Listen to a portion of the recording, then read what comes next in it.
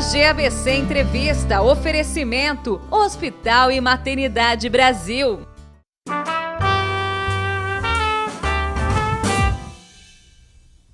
Olá, como vai? Programa DG ABC Entrevista está no ar. Você está sentindo muito calor, com certeza, mas tem alguém também que sente, nem sempre a gente pensa tanto neles, que são os pets, os cachorrinhos, também os gatinhos, e a gente precisa cuidar e ter atenção mesmo, até porque eles sofrem bastante. Sabia que eles podem ter até câncer de pele? É isso mesmo. Então nós vamos conversar com uma veterinária que está aqui em estúdio, que é a Priscila Neves. Obrigada pela presença, Priscila. Eu que agradeço o convite, viu? É sempre um prazer falar dos animais. Com certeza, a gente adora, viu? Do GBC Entrevista trazendo informação mesmo. Mas a priori, né? A gente fala, os cuidados básicos com o corpo humano já são alguns. Então, por exemplo, com o cachorrinho, eu vou tirando algumas dúvidas com você. Tá. O cachorrinho, por exemplo, que tem uma pele mais clara, ele é propenso a ter mais câncer de pele? Ele tem essa possibilidade também? Com certeza. Tanto os cães como os gatos de pele clara, principalmente os brancos, ou os animais que têm algumas partes dos corpos bem brancas, cuidado maior com o focinho, com as orelhas, né, que são regiões que pegam mais o sol. A gente tem que tomar bastante cuidado, evitando aquele sol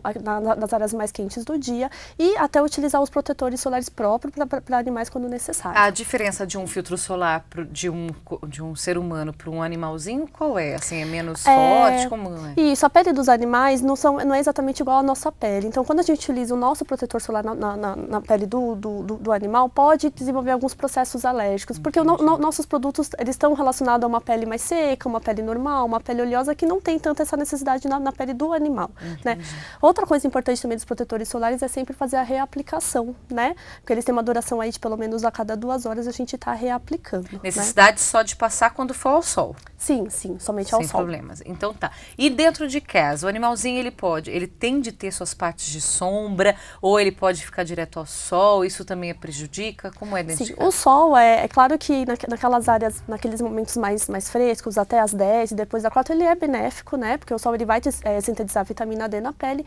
Porém, nos horários mais quentes do dia, o animal tem que ter um momento que ele tem um refúgio, né? Que ele tem um local fresco para ele se recolher, né? Aquele animal que só tem um ambiente inteiro com o sol, ele vai acabar sofrendo, né? Porque ele vai estar sentindo muito calor, além dos brancos, que é mais grave ainda. Essa é uma das questões que eu acho que mais deve acontecer nesse período tão seco que a gente está vivendo, é a questão da desidratação. Exatamente, né? Então, assim, o que é importante? A gente oferecer uma água sempre fresca, uma água de qualidade. O ideal, ainda mais, naqueles proprietários que não ficam o dia todo em casa, que não podem estar trocando água com frequência, colocar a água num local que não pegue sol, né? Porque às vezes a água fica num local que pegue sol, que essa água esquenta e também acaba não sendo de qualidade, né? Então, é bem importante estimular que os animais bebam água, porque eles desidratam com muita facilidade, né? Perfeito. Para os gatinhos tem uma diferença, eles gostam de água corrente. É verdade. Como é? Os gatos, né, nem sempre eles bebem a aguinha do pote comum, né? Às vezes eles preferem uma água corrente. Então tem alguns gatinhos que só bebem a água da torneira. E já fica uma dificuldade para aquele proprietário, já mais a gente está agora tendo que economizar água, né? Aquele proprietário deixar a torneira ligada o tempo inteiro. Claro. Então existem opções de bebedouros próprios para felinos, que são bebedouros que têm uma fonte que mantém a água em movimento. Né? Então isso faz com que eles fiquem estimulados a beber a água. É tão bom a gente ter conhecimento, né? Tem coisas que a gente nem imagina. E quando a gente tá falando disso, por exemplo, às vezes um dono ele gosta de passear com o cachorrinho e tudo mais. Os cachorrinhos também sofrem de queimadura nas patinhas, né? Verdade. A gente tem que alertar isso. Isso, é verdade, né? A gente sabe que como está fazendo muito calor, o asfalto, as calçadas acabam esquentando muito. Então tomar muito cuidado quando for passear com o seu animal naquelas horas muito quentes do dia, porque existe um risco muito grave dele queimar a almofadinha, que é o coxim, né? Aquela parte que ele pisa, né? E são processos super dolorosos, super difíceis de cicatrizar, então a gente tem que tomar esse cuidado sim. Na alimentação, é claro que a gente costuma dar ração para o cachorro, mas muda alguma coisa com essas temperaturas tão elevadas ou pode se manter? Você pode manter a ração seca, né? No caso dos felinos, que sempre eles são mais críticos na questão da ingestão de água, existem as opções das alimentações em forma de sachês. Existem nos cães também, mas cães geralmente eles bebem água tranquilamente. Para os gatos, essa é uma opção muito boa para aqueles gatos que não bebem muita água, porque parte da alimentação já vem com água, então a gente acaba conseguindo repor a água também. E dá para a gente identificar quando o cachorrinho ou o gato está sofrendo alguma coisinha com relação ao tempo seco? Os primeiros sinais que você vai perceber, os cães, os animais, né, o cão e o gato, eles não transpiram como nós pela pele, né, eles transpiram principalmente pela respiração. Então, quando ele estiver sofrendo muito de calor, você vai perceber que ele vai estar sempre procurando um local para se deitar, um piso frio, vai ficar ofegante, vai ficar com a linguinha para fora, né, que é uma maneira que ele está fazendo para trocar calor. Porém, quando essa troca está muito excessiva, esse calor está muito quente, eles passam mal assim como a gente, né? Eles têm crises de hipertermia, aumenta muito a temperatura corpórea, então a gente tem que tomar bastante cuidado.